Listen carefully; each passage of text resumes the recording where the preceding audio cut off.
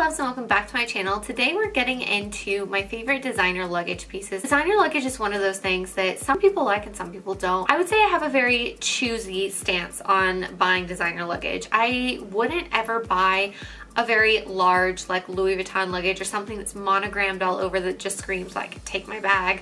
If you're checking it in, unless you're flying private or you're always just taking road trips where the bag is always with you, I don't think a Louis Vuitton suitcase is really a great idea to just be checking in. That's really just my personal preference, but there are some like carry-on and luggage pieces that I do think are really worth having in a collection, and I'm going to kind of run through those and talk about what situations they're good for and where I would recommend them, and share with you my very curated small designer luggage collection. All of my designer luggage is pretty much like carry-on bags. For suitcases, because I've been traveling for a long time, I can recommend to you Samsonite.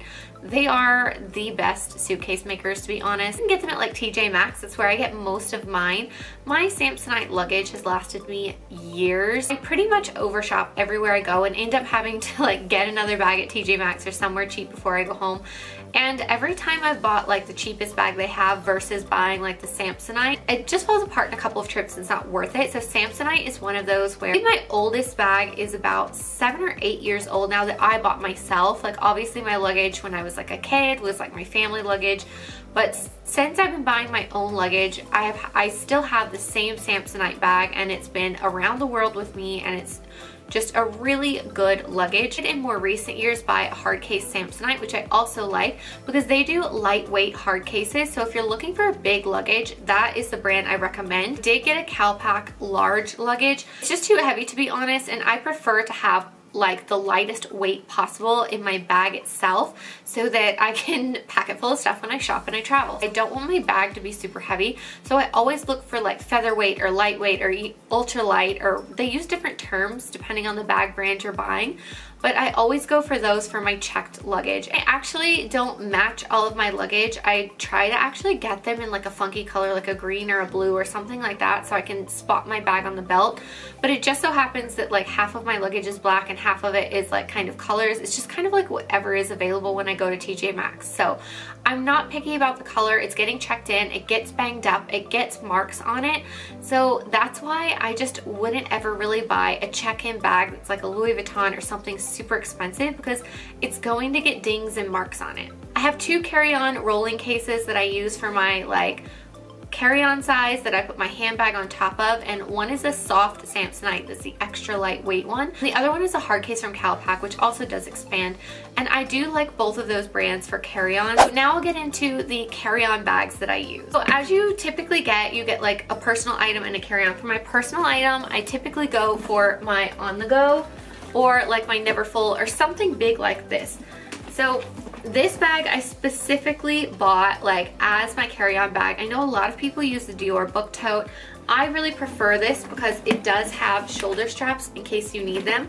This one sits really nicely on top of a rolling suitcase. It's just easy to like hold these handles with the handle and like push it around. I find also you can get this little luggage little clip thing that you can clip it to the top of your little rolly suitcase thing. I will link one of those in my Amazon shop under my travel favorites, and find that in the description box. So unlike my checked bags where I would prefer like a color that kind of sticks out, for my carry-on bags I do like the idea of having black because I think it looks chic and it hides a lot of marks that you might get putting this under the seat in front of you, or you know, putting it in the overhead bin. This one I don't have to worry about as much because of the color, so I really like this one for travel. I haven't used it a lot yet since I've gotten it, but that is the purpose of why I got this bag. It holds my laptop. I have the 15-inch MacBook Pro, and my Neverfull doesn't really hold the laptop, so if I'm gonna travel with that, it's gonna be a trip where I'm not bringing my laptop.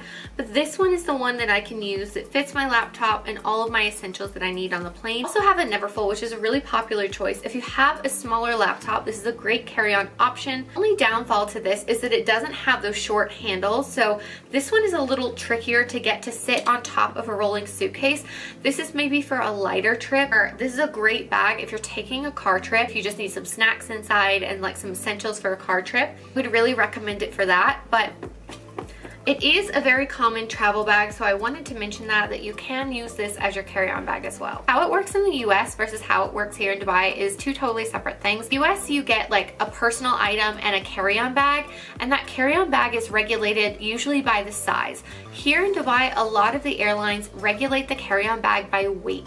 And so when you put a laptop in a rolling carry-on bag, that's almost at the 7 kgs they allow. I mean, you can fit a few more things in there, but if you're gonna do any duty-free shopping or you're traveling with like your leather luxury handbags and you don't wanna check them in, which I don't, my solution to that is the Longchamp little foldy bag. This is the Jeremy Scott edition. This bag I have in 3 colors, all Jeremy Scott editions. One I found at TK Maxx in the UK, one I found at the Outlet Mall, and this one I got pre-loved from the Luxury Closet.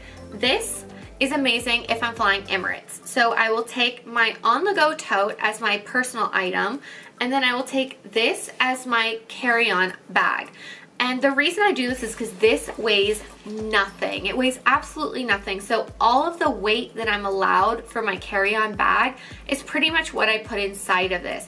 Yes, it's a pain in the butt to tote around the airport. If I'm flying with my leather handbags and I don't want to check them in and I'm flying Emirates, this is really my only option, because putting them in like a rolling suitcase, it's always overweight, and then either they make you check it or you have to pay extra fees for it. So using this bag and putting my leather bags in their dust bags inside of this is how I get a lot of my handbags traveling with me.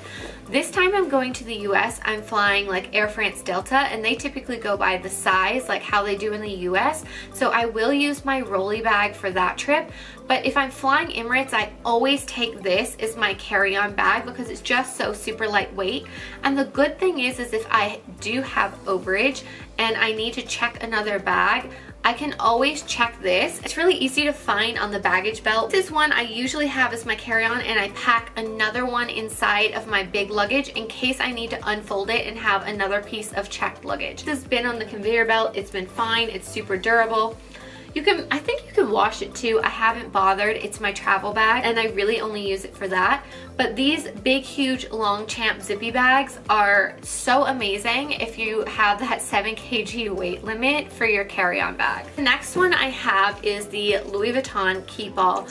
I bought this to match with my on-the-go. This is the extent of what I see my designer luggage collection being. If I don't have as much with me, but I still have more than what would really fit in the weight limit of the rolly carry-on bag, this is another option if I want my luggage set to be a little more chic. On the go is my personal item option, and this is my carry-on bag. This is also one that I imagine is really great for weekend stays, really great for road trips. This just fits a few days worth of stuff. Even as a content creator, if I'm bringing, you know, some extra outfit changes for a short trip, this can accommodate everything that I need in it. And it also has a shoulder strap. It's not as annoying as the Longchamp gets because that one doesn't have a shoulder strap.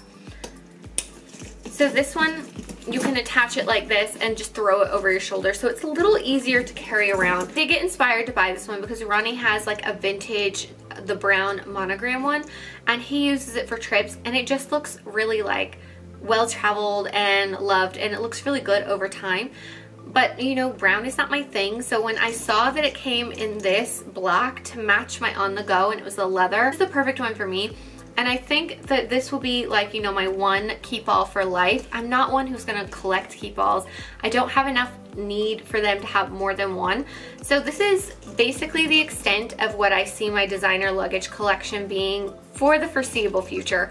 If my lifestyle changes, I move somewhere where I start taking more car trips than like plane trips, maybe I would invest in a designer suitcase one day. For how my lifestyle is right now, it just makes sense that this is my collection and that's it. Thank you guys so much for watching. I hope this helped you determine, you know, what designer luggage is actually worth it in your collection and what will work for the type of travel that you do. You know, you know, what the world is right now, I used to travel quite a bit, so this has been something that I've really like honed in on and been very selective. It really works for the travel that I do. This will help you decide on the chic designer luggage piece for your collection. I'd love to to know in the comments if you do have some of these bigger designer luggage pieces like the rolling cases or the bigger suitcases, and how you use them and what your experiences has been wear and tear over time.